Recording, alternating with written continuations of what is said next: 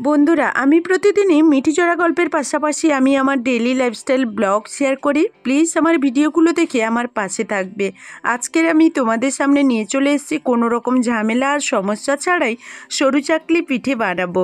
তো চলো ভিডিওটা শুরু করা যাক। আজকে মিঠিচড়া ধারাবাহিকের নতুন আপডেটে দেখা যাচ্ছে যে স্রোতের বিয়েটাকে কাজে লাগিয়ে এবার বাড়ি ভর্তি লোকের সামনে অনির্বাণকে অপমান করলো নীলু। বলো তো রাই, বাড়ির বড় জামাইয়ের এখনো পর্যন্ত দেখা মিলছে না। বড় জামাইয়ের কাঁধের ওপরে এতগুলো দায়িত্ব দেওয়া সত্ত্বেও এখনো পর্যন্ত বড় জামাই আসছে না। রাইয়ের বৌমনি রাইকে বলতে থাকে, এটা কি মেনে নেওয়া যায়? খুব তো বড় মুখ করে বলে এসেছিল সার্থকের বাবার সামনে সবকিছু দায় দায়িত্ব নেবে। তাহলে এতক্ষণ কোথায় গেল বলো তো? তোমার বরকে ফোন দাও তো, ও কোথায় আছে আমি জিজ্ঞেস করি। কথা বলা মাত্রই অনির্বাণ তখন এসে পড়ে বলতে থাকে, আমি এসে পড়েছি বৌমনি, আমি এসে পড়েছি। কি হয়েছে বলো তো? এত তাড়াহুড়ো কিসের? আমি সাত সকালবেলা হন্তসন্ত হয়ে বাড়ি থেকে বেরিয়ে এলাম। বিয়ে তো সেই সন্ধ্যায়। তাহলে এখন তো গায়ে হলুদের অনুষ্ঠান করবে না, তাই তো? তাহলে এখন কি বলো তো? তখনই রায়ের বৌমনি হেসে বলতে থাকে, তুমি কি বিয়ের কোনো আচার অনুষ্ঠান জানো না? তুমি তো ওই তো সেদিন সার্থকের বাবার সামনে গায়ে পড়ে এমন কথাগুলো বললে যেন সব কাজগুলো তুমি একাই উতরে দিবে। এখন সেই দায় দায়িত্বগুলো কোথায় গেল বলো তো? বিয়ে বিয়ে বলে তো আর মেতে উঠলে হয় না। বিয়ের আগে কিছু আচার অনুষ্ঠান থাকে, সেগুলো আমাদের পালন করতে হয়। আর তাছাড়া বড় কথা হলো, তোমার শালিকা এখনো পর্যন্ত আইবুড়ো ভাত খায়নি, আর সেটার জন্য তো একটা নির্দিষ্ট সময় আছে। যখন তখন তো আর সেগুলো আয়োজন করা যায় না, সেটারও তো ব্যবস্থা করতে হবে। তখনই অনির্বাণ বলতে থাকে, কি ব্যাপার বৌমনি, কি আইবুড়ো ভাত? আমি তো বিয়ে করলাম যখন আমি তো এই নিয়মটা পালন করিনি। তখনই নীলু হেসে বলল, এই জীবনে দুবার বিয়ে করে ফেললে এমন ভাগ্যবান পুরুষ তুমি, আর তুমি এই নিয়মটা পালন করনি। নির্দিষ্ট সময় থাকে, সে নির্দিষ্ট সময়ে আইবুড়ো ভাত বর কনে দুজনেই যে খায় না, সেটা তুমি বলে হাসালে সবাইকে। কারণ যে মানুষটা দুটো বউ নিয়ে এক ছাদের তলায় কাটাচ্ছে, আর যাই হোক না কেন, সেই মানুষটার মুখে অন্তত এই কথাটা মানায় না, তাই তো অনিতা? উনি রাই বলতে থাকে, দেখ নীলু, এখন যদি তোকে আমি কোনো কথা বলি তাহলে সেটা নিশ্চয়ই তোর ভালো লাগবে না, তাই তুই আমার মুখ খোলানোর চেষ্টা করিস না। তুই যদি কোনো রকম সিনক্রেট করার চেষ্টা করিস, সেটা আমি কখনোই হতে দেব না। কারণ আজকের আমার ছোট বোনের বিয়ে, তাই তুই যে উদ্দেশ্য নিয়ে এই অশান্তিটা করার চেষ্টা করছিস এখানে, সেটা মোটেও করার চেষ্টা করিস না। সেটা কিন্তু তুই মোটেও সুবিধা করতে পারবি না। এই কথা বলা মাত্রই নীলু বলতে থাকে, কেন রে দিদি ভাই, তুই না সবসময় সত্যের পক্ষে থাকিস? আজকে যখন আমি সত্য কথা বলছি তাহলে তোর গায়ে লেগে যাচ্ছে কেন? কারণ এই মানুষটা হলো তোর বর, আর সব সময় দাবি করিস নীলু যেটা করে সেটাই ভুল। তার জন্য তুই সবসময় মনাত্মা দেবী সাজার জন্য আমার ভুলগুলো সবসময় শুধরে দিস। তাহলে তোর বরের বেলা কেন ব্যতিক্রম করছিস বলতো? মানুষটা তোর বর বলে? দিদি ভাই, আমার মুখ বন্ধ করার একদমই চেষ্টা করিস না, তাহলে হিতে বিপরীত হয়ে যাবে। তুই যদি তোর বর আর তোর বোনের বিয়ের দোহাই দিয়ে আমাকে চুপ থাকতে বলিস, তাহলে সেটা মোটেও সম্ভব হবে না। কারণ লোকেরও তো জানা দরকার যে তোর বর দিনের পর দিন কি নোংরামি কাণ্ড করে যাচ্ছে। তো বন্ধুরা, এই ছিল মিঠিচড়া ধারাবাহিকের নতুন আপডেট। এই সরু চাকলি পিঠে বানানোর জন্য প্রথমেই আজকের আমি নিয়েছি চাল। আর চালটা আমি আজকের ভালো দেখে নিয়েছি, গোবিন্দভোগ চাল নিয়েছি।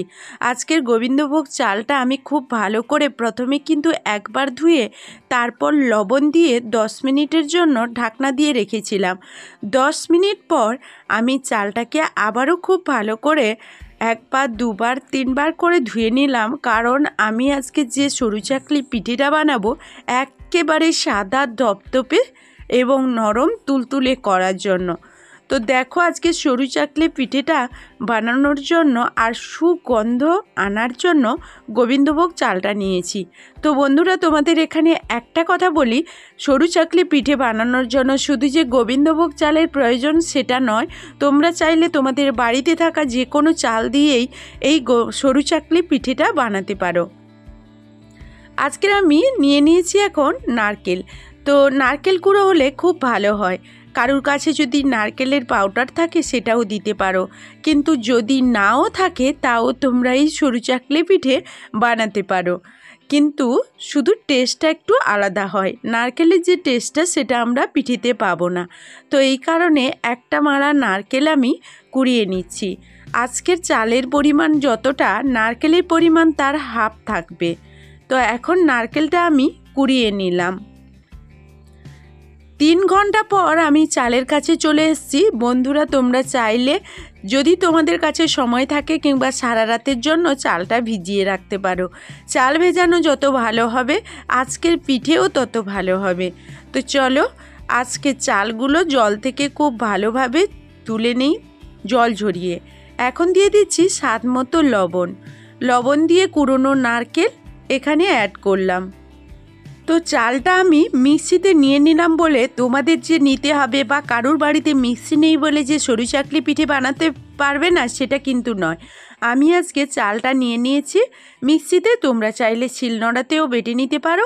আর এখন কিন্তু একটা টিপস আমি তোমাদের বলে দেই, চালের পেস্টটা বানানোর জন্য একেবারে মিহিভাবে যদি আমরা চালের পেস্টটা বানাই, কখনো কিন্তু বন্ধুরা বেশি জল তোমরা দিতে যাবে না, তাহলে কিন্তু তোমরা এই চালের পেস্টটা মিহি করে বানাতে পারবে না। অল্প জল দেবে, জল দেওয়ার পর তারপর তোমরা এইভাবে আস্তে আস্তে ঘোরাতে থাকবে, আর যখনই ঘুরবে না আবার অল্প জল দেবে, তখনই তোমরা একটা মিহি পাউডার বা মিহি এরকম লিকুইড বানাতে পারবে। এখন দেখো এটা নারকেলের কতটা মিহি হয়েছে, আর যেটুকু দেখছো ওটা নারকেলটা যে আমার পেস্ট হয়েছে, আর বাদ বাকি কিছুটা থেকে গেছে, মানে হালকা কিছু দানা থেকে গেছে। এখন কিন্তু কতটা ঘনত্ব রেখেছি সেটা তোমরা বুঝতে পারছো, চোখেই দেখে একটু বুঝে নাও তোমরা একটু ভালো করে। আর এটাকে খুব ভালোভাবে কিন্তু এইভাবে আমাদেরকে ফেটিয়ে নিতে হবে। এইভাবে কিন্তু বেশ কিছুক্ষণ ধরে, এই ধরো 5 মিনিট মতো ভালো করে এইভাবে ফেটাতে হবে। খুব ভালো করে কিন্তু বারবার ধরে ফেটাতে হবে। তো আমি একটু বেশি সময়ই, আমার কাছে সময় ছিল, আর এই জন্য আমি একটু বেশি করে কিন্তু এটাকে ফেটিয়ে নিয়েছি। তো বন্ধুরা, তোমরা যদি আমার এই ভিডিওটা ফেসবুক পেজ থেকে দেখো, তাহলে আমার পুতুল ফ্যামিলির পেজটাকে একটা ফলো করে লাইক কমেন্ট করে আমার পাশে থাকার অনুরোধ রইল। তো আমিও ফেসবুকে নিত্য নতুন রেসিপি ওখানে দেই, তো তোমাদের ভালো লাগলে প্লিজ আমাকে একটু সাপোর্ট করো। তো আজকে দেখো এই রকম আমি ঘনত্বটা রেখেছি চালের, আর চালটাকে খুব ভালো করে অবশ্য আমি এরকম, তোমরা চাইলে আরও আধ ঘন্টা মতো তোমরা কিন্তু রেস্টে রাখতে পারো। আমার সময়টা কম ছিল এই জন্য রাখিনি। সরু চাকলি পিঠে পারফেক্ট বানানোর জন্য কিছু টিপস ফলো করতে হয়, আর কতটা পাতলা রেখেছি সেটা তোমরা বুঝতেই পারছো। এখন দিয়ে দিচ্ছি সাদা তেল 1 চামচ। তো আমি অল্প চালের জন্য এই জন্য 1 চামচ দিলাম, তোমরা চালের পরিমাণটা দেখে সাদা তেলটা এখানে ব্যবহার করবে। আবারও আমি খুব ভালো করে এখানে ফেটিয়ে নিচ্ছি। এখন একটা কড়াই বসিয়ে দিয়েছি, কড়াইয়ের মধ্যে তেল দিয়ে তেলটাকে ভালো করে পুছে ওখান থেকে তুলে নিতে হবে কড়াই থেকে, যাতে কড়াইতে না তেল থাকে। এখন আমি সরু চাকলি পিঠেটা বানানোর জন্য অল্প পরিমাণ আমি কিন্তু বাটার দিয়ে দিচ্ছি। বাটারটা দিয়ে আস্তে আস্তে, আর যেখানে কিন্তু আমাদের বাটারটা দেওয়া হয়েছে সেখানে কিন্তু আমরা দিতে যাব না, সেখানে যদি আমরা এই বাটারটা দিয়ে দিই তাহলে কিন্তু সরু চাকলি পিঠেটা খুব ভালো হবে না। এখানে যেখানে ফাঁকা থেকে যাবে সেখানেই কেবল তোমরা বাটারটা দেবে।